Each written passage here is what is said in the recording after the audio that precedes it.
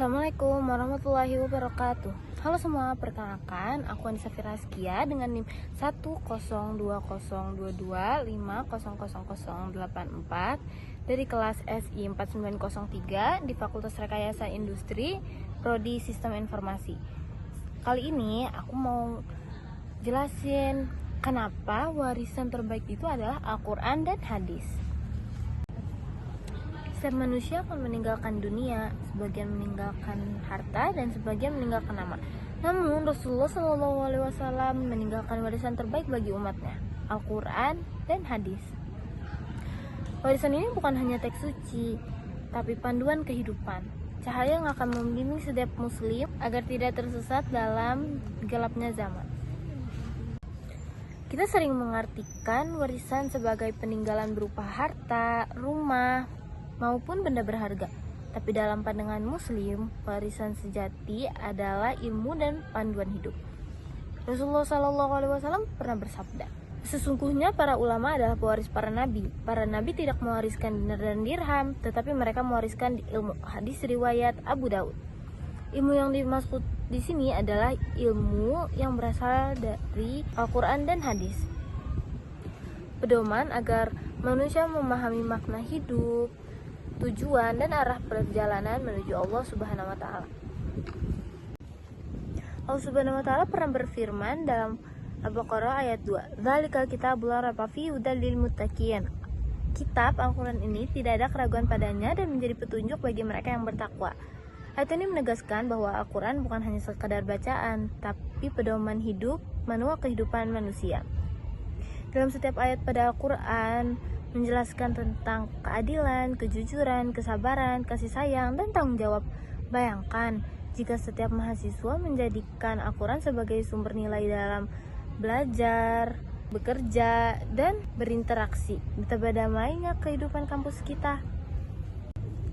Rasulullah SAW juga pernah bersabda dalam hadis riwayat Muslim, Aku berikan kepada kalian dua perkara. Kalian tidak akan pernah tersesat selama berpegang teguh kepada keduanya, yaitu kitab Allah dan sunnah Rasulnya.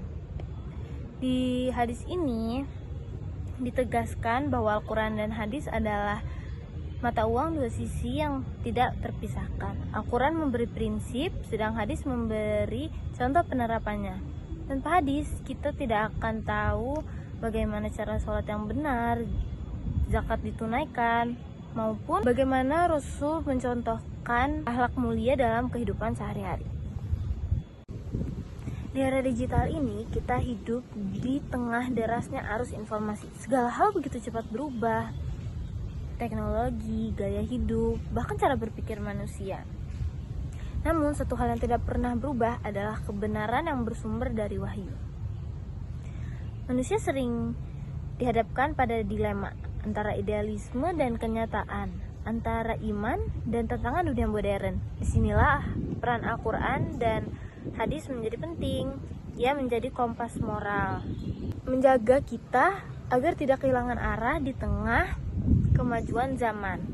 Di sini ada contoh di Quran surah Ali Imran ayat 101 yang berarti, barang siapa yang berpegang teguh kepada tali agama Allah, maka sungguh ia telah mendapat petunjuk yang lurus.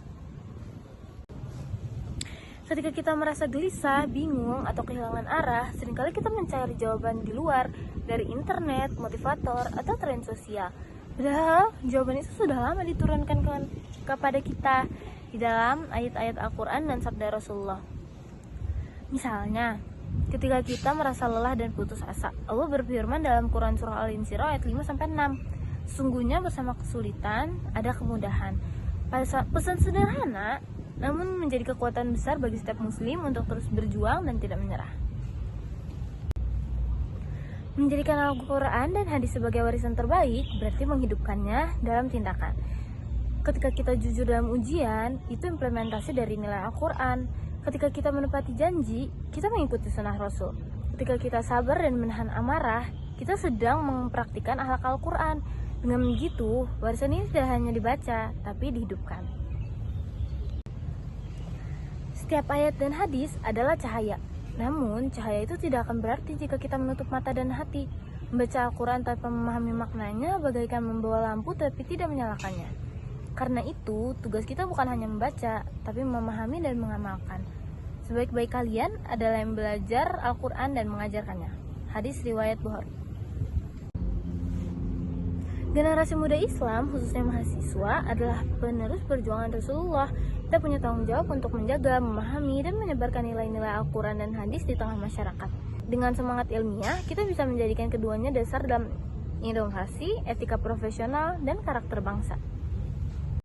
Sahabat sekalian, warisan sejati bukanlah harta yang akan habis, tetapi cahaya yang akan menuntun kita hingga akhir hayat.